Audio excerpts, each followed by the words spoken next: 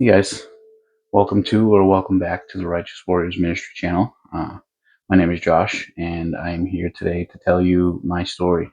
I'm going to tell you a little bit. I'm going to tell you a little bit about what it was like, the things that I experienced and went through, the things that led me to the life that I had lived for so long, and ultimately the things that led me to Jesus and to where I am today. So I guess I'll just jump right into it. I grew up small town in Massachusetts.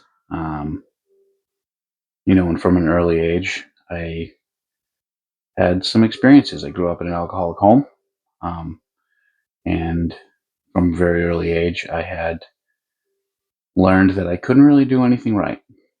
And when I did get things wrong, which was more often than not, it didn't usually end well for me. Um, I would like to add that this isn't meant to hurt anyone's feelings or to quote unquote throw shade at anybody who was in my life. This is just the way it was for me. Um, so if I upset anyone or hurt anyone's feelings with my story, that was not my intention. And just know that forgiveness is there. I forgive anyone who may have hurt me, and and I love you all. And people in my life have changed. I have changed because um, you know we all do things we're not proud of, and usually that can bring us to some pretty dark places, and um, but we can come back from those dark places. So, anyways, yeah, back to my story. Early age wasn't great for me, um, and having to go through such experiences it led me to becoming an angry, violent, aggressive young man. I discovered alcohol in my early teens, about 12, 13 years old, and that kind of that opened some things up for me. I finally felt okay when I was drinking. I felt okay being me. I felt comfortable in my own skin. That was something that I hadn't experienced up until that point. So anyways, yeah, middle school, high school years, I wasn't drinking every day, but I was just trying to get through the week to be able to drink with my friends on the weekends. That's what I did because I knew once the weekend came, I was going to be gone for a couple of days, out and about, doing my thing, drinking, and trying to be just be okay. Uh, and that went on for the majority of my school life. I was an athlete in high school, um, varsity football, varsity baseball, captain of the wrestling team. I was a pretty talented athlete, but none of that really meant much to me. What meant something to me was like I said, being okay. And the only way I knew how to do that was to drink. Um, I was also a musician, and high school ended. I graduated. I don't know how, but I did. And I had a decision to make. I could, try to go to college and continue to play football, um, or I could play music and go on the road. And so I decided to play music. Um, getting picked up by a label fairly early on in my music career, but that didn't last. Right, we were more of a liability than we were an asset, so we didn't really end up. Nothing really ended up coming of that. So early on, throwing away an opportunity, right? Throwing away, the opportunity of a lifetime, as far as I was concerned, at least at that point, for drugs and alcohol. Now at that point. Um, but it didn't. Looking back, obviously things happen for a reason, but it didn't really affect me the way it should. You would think, like, oh man, maybe I need to slow down, maybe I need to reconsider, look at some things, right? But I didn't. Um, so I still continued to play music, um, playing locally in New England and all that. I had become affiliated with with a group in the Boston area who was known for violence, right? And I felt right at home. Those are my people. Felt like I could be me because, like I said, if you remember, dealing with the things I dealt with early on in my life had created a violent, angry, aggressive young man, and that just continued out throughout the majority of my life. So yeah, we'd go around, we'd go to shows, and we were just violent. That's what we did. That's what we were known for. Um, I'm not really gonna throw any names out there because that's not what this is about. But it was a well-known group in my area, when in Massachusetts, and that's how I lived. Because I was hurt right on the inside, and I wanted to take that hurt and put it onto someone physically, right? Like I didn't want the hurt to be left inside me, so I did what I could to get it out, and that turned into violence, and that was me trying to again be okay because at this point, the drugs and the alcohol weren't really having the same effect that they used to, right? I was only okay for a short period of time, if at all, and then I would need to try to put more into my body. I lived off of cocaine and PBR for an extended period of time at this point in my life.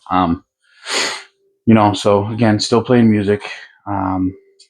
Living where I'm currently at the same town, and I'd met a girl. At this point, I had discovered opiates, and I had met a girl, and her father um, was actually the person I was. He was my dealer basically, and she lived on the third floor. He lived on the second floor, and I thought that I hit the jackpot, right? I had a place to live, warm body, whatever I needed right downstairs. Um, so I moved in immediately, within a matter of hours of meeting her. Um, and we just, we did what we did. That's what we, as drug addicts, we did what we did.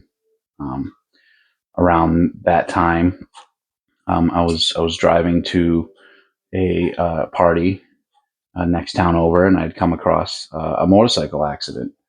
And at the time, I was first aid and CPR certified, so I pulled over to see if I could help. The EMTs hadn't been there yet, or the ambulance hadn't been there yet. It just happened. The person who had crashed was face down on the sidewalk, and like I said, I stopped to see if I could help. If there was anything I could do. And there was an off-duty paramedic who lived across the street and had witnessed the crash, and he came over and had things under control. So I got in the car and I left, and I headed on my merry way. And I made it, halfway to my destination, and I started thinking, and the person looked familiar again. Like I said, he was face down on the sidewalk, so I didn't really know, but person looked familiar. So basically, I had witnessed one of my best friends, someone I had known for years, someone who I considered a brother, basically dying on the sidewalk after a motorcycle accident, and I didn't even know it was him. And so that was hard. That was hard. That messed me up for quite some time. Um, and that just fueled my already intense addiction at that point, right? Because I was trying to get that image of what I had seen out of my head, and by any and all means necessary, and that was just filling myself with as much substances as I could, um, to try to suppress that. Which obviously that's not the best way to go about those sort of things, and it really didn't do me any good, obviously, and it didn't work. At the end of the day, it just didn't work. um, so shortly thereafter, we had lost our apartment, um, and her and I moved in with her mother and stepfather, and they said, you can stay with us, but you either got to work or go to school. So I actually ended up going to school for a brief period of time to become an EMT, and um, shortly after I started school, she ended up pregnant. So I was going to be a dad. And I dropped out of school and I got a job. Um, And that's when things changed a little bit. I actually did well for a while. I put the drugs down. I'm still drinking at this point. I mean, I would admit to you, all day, yeah, absolutely, I'm a drug addict. But I didn't think I was an alcoholic, or maybe I just didn't want to admit that I was an alcoholic. But I put the drugs down, but was still drinking. But was doing better. 3 years after my daughter had been born, my son was born. We had moved into a new place. We kind of bounced around for a little while, and then we ended up at a place when my son, right before my son was born, and we were there for a while. I got a new job, and it was just infested with drugs. So it wasn't long before I was using again, and now I had two kids, my daughter and then my son. Um, and it wasn't long before I was out of control again. And this was my first stint in detox. Um, she had come to figure out what was going on, and kicked me out and sent me on my ways. So I went to detox. It was not a great place. Again, I'm not going to name names, but it was a terrible facility. I don't even think they're open anymore. But it was rough. And but I was there, and I was like, oh, I'll stay for a week and get the drugs out of my system, and I'll be all right. I'll be good. I don't need any help. I just got to get the drugs out of my system. I don't want to be dope sick, so just get the drugs out of my system, get past that, and I'll be fine. But that was not the case. It was, I think, within 48 hours, if not 24 hours of me being home from detox, I was back to using again. I was a lot better at keeping it under wraps this time around. So I thought, at least for a little while, but still using nonetheless. I moved back in with her, with the mother of my kids. We were no longer together, but we were living together, co-parenting, and it was going all right. We made it work. Uh, Around that time, I had met a new girl, and things were going well. And then my apartment burnt down. And so we went our separate ways, myself and the mother of my kids. She got a place. I got a place. And, it was all right. Uh, my girlfriend, the new girlfriend now, her and her son moved in with me. And, I was still using, but thought I was doing better at keeping it under wraps. And I wasn't doing great, but wasn't as bad as it had been or it was going to be. And, you know, COVID hit, things got slow at work, and I got let go. I'm pretty sure they also let me go because they were starting to catch on to my drug use as well. I'm sure that played a big part in it. But yeah, so give an active drug user a paycheck, a weekly paycheck, and a whole lot of free time. It's usually a recipe for disaster. And it wasn't long after that until my girlfriend and her son had moved out. They figured out what was going on, or she figured out what was going on, and was on her way out. Um, I had full custody of my kids at this point, and um, in February of that year, my kids were sitting at the kitchen table doing their Zoom schooling because remember it was COVID time, and I went into the kitchen to cook them some lunch, and I dropped. I overdosed in the kitchen in front of my children. Not my proudest moment. Um, Probably the worst moment in my life. So yeah, that happened. The girlfriend who had just moved out had tried to get a hold of me, couldn't, and figured something was up. Thank God. And she showed up, found me on the floor, got the kids out of there, called 911. When I came to, there was first responders, paramedics, police officers in my kitchen, trying to bring me to, and yeah, that's how I lost my kids. Um, at that point, even though I love my kids and I've always loved my kids, I didn't know how. Right? I was so stuck in my addiction. I'd always had this hole in my heart, right? And wasn't until later that I figured out that it was a God-sized hole that was in my heart, and there was only one way that it could be filled. I would try to fill it, with anything you could imagine: drugs, alcohol, women, um, things, money. And it never worked. It was always God. God was the missing piece to the puzzle. He always has been, and and that's just the way it is.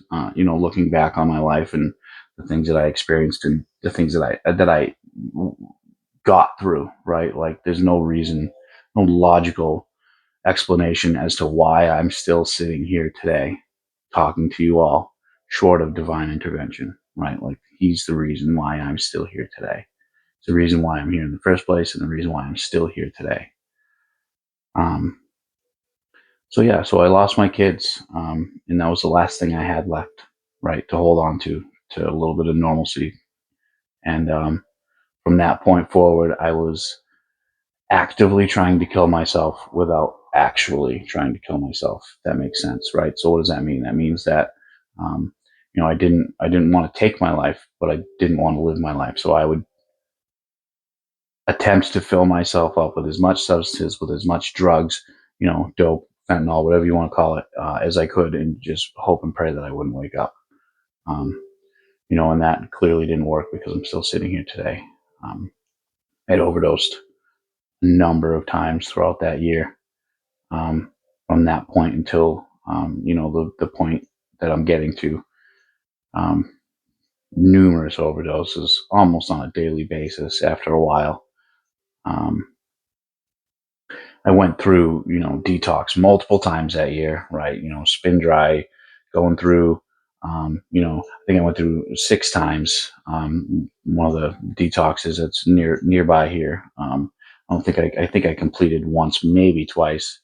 Um, but once I started to feel some type of way, right? Like, I started to feel a little icky, whatever. I didn't want to put any work in. I just wanted to. I just wanted to go. Um, I didn't want to live, right? And if I was gonna live, I was gonna do it the only way I knew how, and it was numb. Um, so yeah, I did that. That led me to eventually living. Obviously, lost that apartment because I wasn't paying my bills. I wasn't working. And I was just getting high all the time. That led me to living in a tent in the woods with my dog, um, and wearing dog food bags for shoes. um, my shoes had gotten ruined one night before I got the tent. I was sleeping in a local park, and it was raining. My shoes got soaked, and they were just ruining my feet. And I couldn't wear them anymore. So I put the next best thing that I had access to, I guess you could say, and that was dog food bags, right? So that's where my addiction leads me to. That's where my drug use leads me to. Living in a tent in the woods, wearing dog food bags for shoes. Um, so at this point, it was getting cold. It was, November. Um, my mother was getting fed up of dealing with my nonsense. God bless her. She gave me an opportunity and said, "All right, come stay with me for the night and figure something out. We'll get you somewhere so you're not, you know, you don't end up dead in a tent in the woods in the middle of winter." So instead of doing the right thing, going to sleep, trying to figure things out, and working on getting to somewhere safe, I waited till she went to bed. I stole money out of her wallet, and I decided it would be a good idea to, you know, get high all night. At this point, it wasn't just the opiates; I was smoking crack. Right?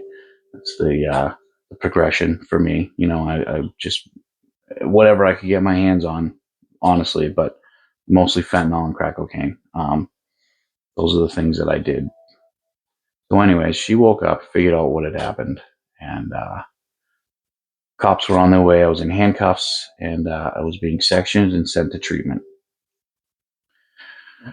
Very reluctantly, obviously. But anyway, so I sectioned and sent to treatment, right? And this was kind of my last chance. I firmly believe that God used my mother to save me that day, because if I didn't end up going to treatment, I would have ended up in jail because I had couched some charges for some pretty awful things. And, you know, I'm not going to speculate how that would have went, but it wouldn't have ended well. Um, but anyway, so treatment. I was in Brockton, Mass. And, I was just going to go do what I needed to do. Go for the 35 days or whatever it was, mandatory section 35 days. And come back and get right back to it. But while I was there, something happened. So the last time I ever used was, God willing, November 25th of 2021. It was Thanksgiving. I was in detox. I was in treatment. Someone had snuck in some fentanyl into treatment and, shared the wealth in my detox wing. And the next morning, and I didn't even realize it at the time, not right away, but the next morning, November 26th, 2021 is my clean date. November 26th is my daughter's birthday. Obviously a different year, but that was my first God shot, right? That was the first time I had, come to the realization that God was looking out for me. And that was a sign from him to, tell me, you got to figure it out, kid. Today's your daughter's birthday. What are you going to do about it? You're in treatment. What are you going to do about it? And so that started that first off longing, right? That I had already always experienced, but didn't know what it was. I started to come to the realization of what it was, right? That God-sized hole, like I had mentioned. But that was my first God shot. And so, I started to seek, right? Started to seek the Lord. I'd go outside every morning and watch the sunrise while I was in treatment, and talk to another individual about God, right? And about what is my purpose? What is his plan for me? I started to seek God for the first time, really ever in my life. And when I moved over to the CSS wing, there was a group of gentlemen that came in that night, and they all said the same thing, something I had heard a million times before, but I wasn't ready to hear it. But this night I was, and they all said, take suggestions and go to further treatment. Take suggestions, go to further treatment. So I took suggestions and I went to further treatment. There was a new program that had just opened up back in my neck of the woods, known as the Carl E. Dollhouse. And what it is a 120-acre livestock rescue farm that's also a halfway house for men with co-occurring mental health and substance use disorders. So that's where I went. And that place changed my life. That place saved me. I got there. I walk in the door, and there's this dog, Patton. He got sick. He's no longer with us. As soon as I walked in the door and I saw that dog, I knew I was in the right place. I knew it. I felt it. That was, another sign from God that, I was where I needed to be. And while I was there, I started to do some changes, started to make some changes, do some things, work on myself. I started to read the Bible. I looked for a church, and I found one. And I put in the work. I didn't know what it was to love, right, until I got to this place, until I got to take care of these silly little goats, right, the horses and the ponies and the sheep. They taught me what it was like to have a connection with something outside of myself for the first time in a very long time. Um, Part of our treatment was we would go out and we would feed the animals twice a day. But for me, that wasn't enough, right? Like I would go out there every chance I got. I was at that table for every single group that happened in that house while I was there, because I wanted to learn about recovery and why, I felt the way I felt and how to fix it, right? And there's a lot of parallels to faith in recovery, and there's a lot of ways that knowledge in recovery can expand faith, and your faith can be expanded by knowledge of recovery. And the two really do go hand in hand.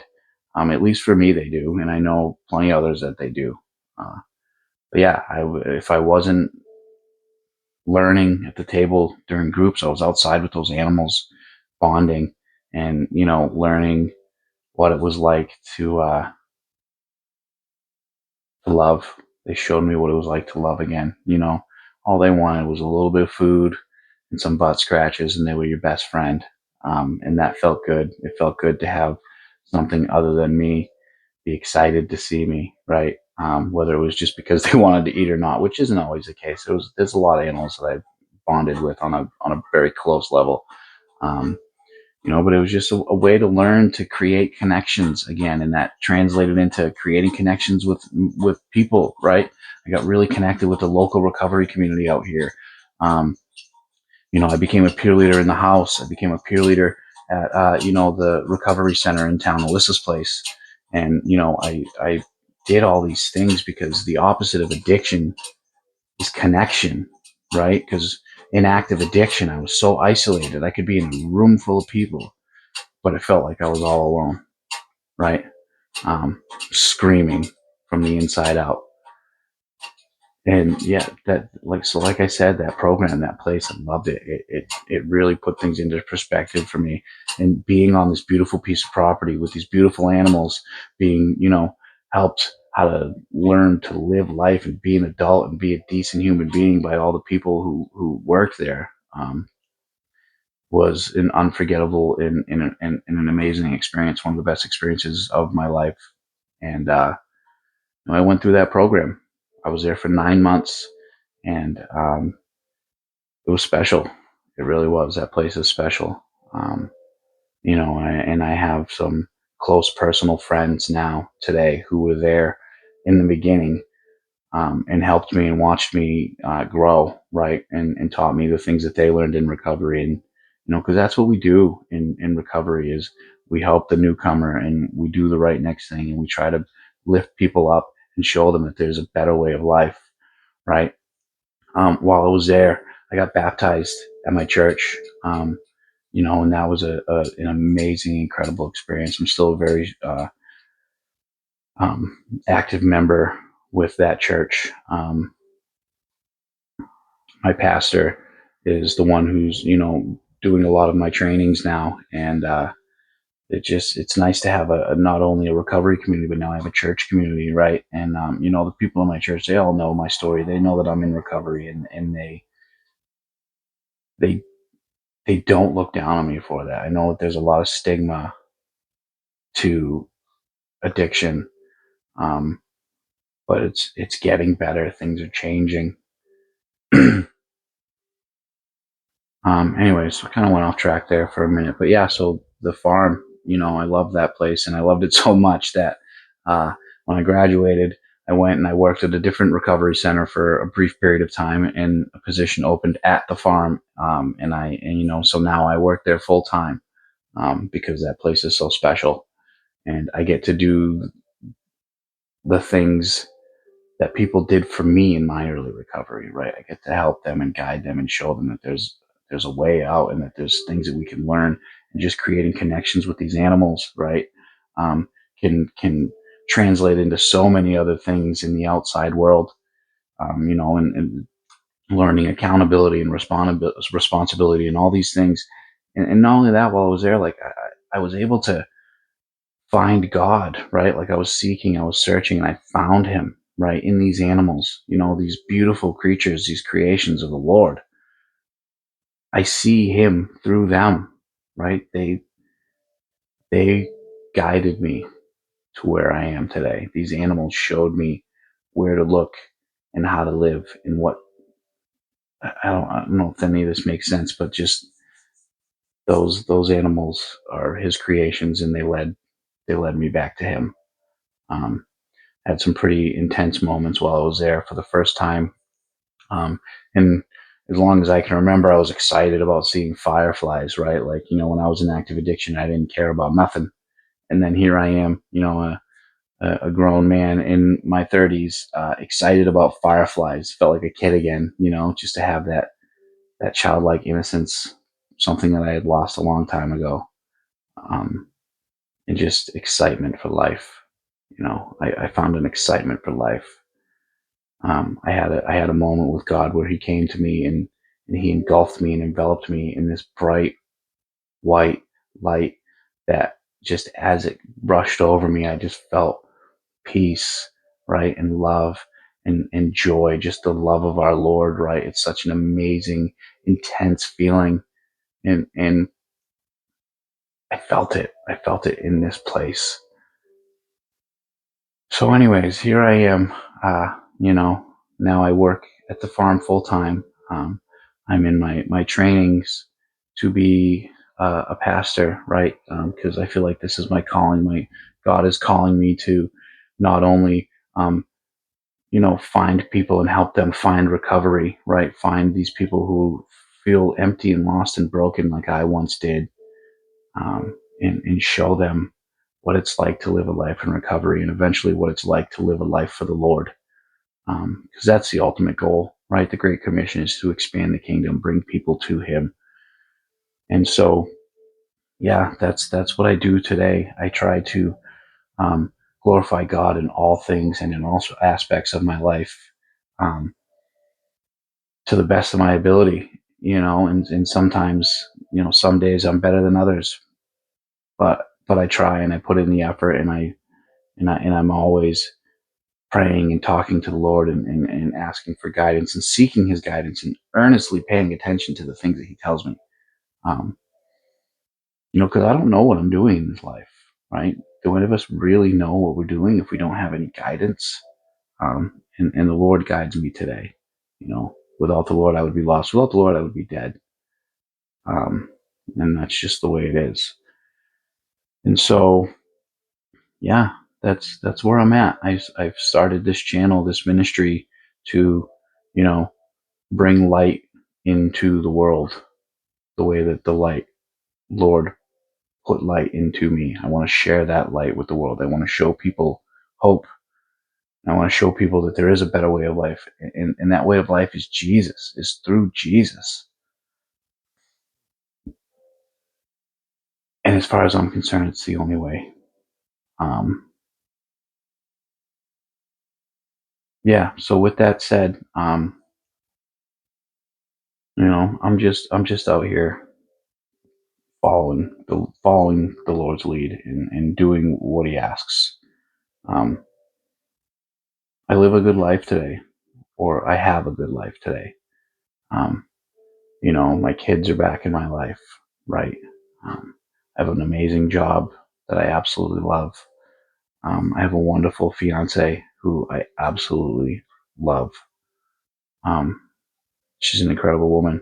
I have the Lord guiding me and leading me every single day. I live my life for the Lord today, and I do believe that bleeds out into all the aspects of my life. Um, I try to be someone that people can turn to when they're struggling. You know, whether it's for just a vent session, or a little bit of advice or a hug. Because those are the things that I needed when I was not in the best places in my life. Just needed someone to show me that they cared, and I try to pass that on to everyone that I come across today. Um, I do my best to be obedient to the Lord. Um, if this 2 Corinthians 5:17 says, "Therefore, if anyone is in Christ, he is a new creation. The old has passed away; behold, the new has come." I am a new creation in Christ today. I am no longer that man who was violent and angry and aggressive. I am no longer that man who overdosed in front of his children. I am no longer that man who would lie, cheat, and steal to do whatever it was I needed to do, or get whatever it was I needed to get. I'm no longer that man today. I'm a new creation in the Lord Jesus Christ. Romans 1:16 and 17 says, "For I am not ashamed of the gospel, for it is the power for salvation to everyone who believes." to the Jew first and also to the Gentile.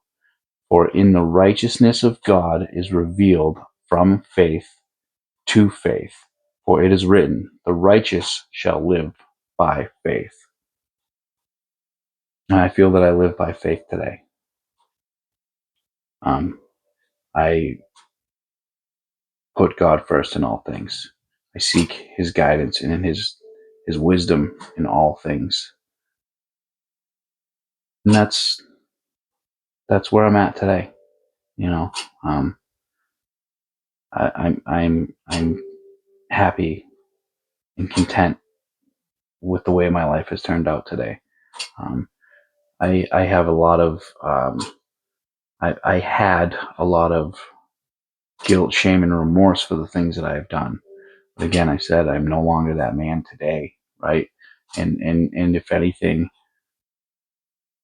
I am who I am because of those things, right? I can use my past and my experiences to help others and pull them out of the darkness.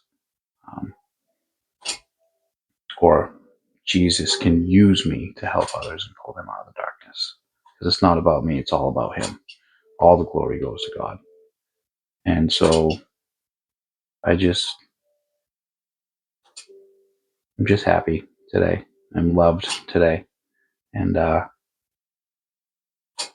that's where I'm at, So I want to thank you all for joining me and checking this out, listening to my story. And I hope you were able to get something out of it. I hope there wasn't anything that I missed. I tend to just kind of go when I do these types of things. When I speak out at detoxes or other meetings or things of that nature, I just say what the Lord puts on my heart, and so I hope that this came across the way it was meant. And I just wanted to point out one last thing before I leave you, and this is from 1 Peter chapter 5, and this is verse 6. Humble ourselves, therefore, under the mighty hand of God, so that at the proper time he may exalt you, casting all your anxieties on him, because he cares for you. Be sober-minded, be watchful. Your adversary, the devil, prowls around like a roaring lion, seeking someone to devour. Resist him, firm in your faith, knowing that the same kinds of suffering are being experienced by your brotherhood throughout the world. And after you have suffered a little while,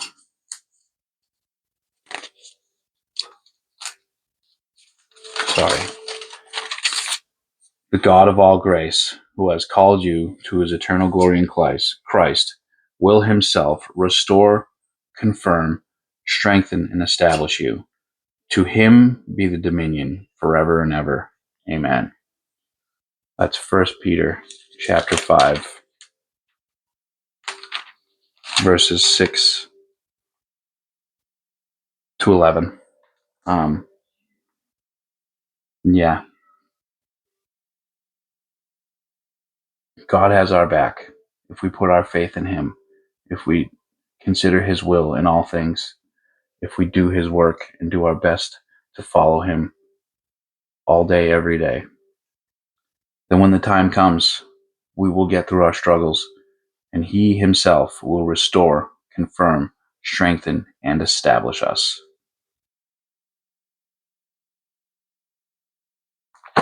I try to remind myself of that when I go through struggles, because even living the life that I live today, we still also have struggles. And so I need to remind myself that God is always up there working for my good.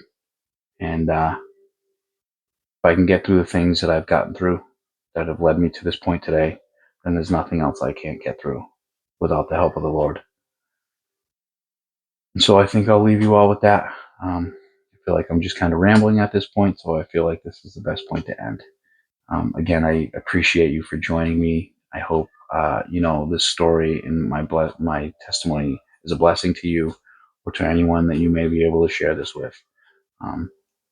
If you feel that this could be a blessing to others, please share it.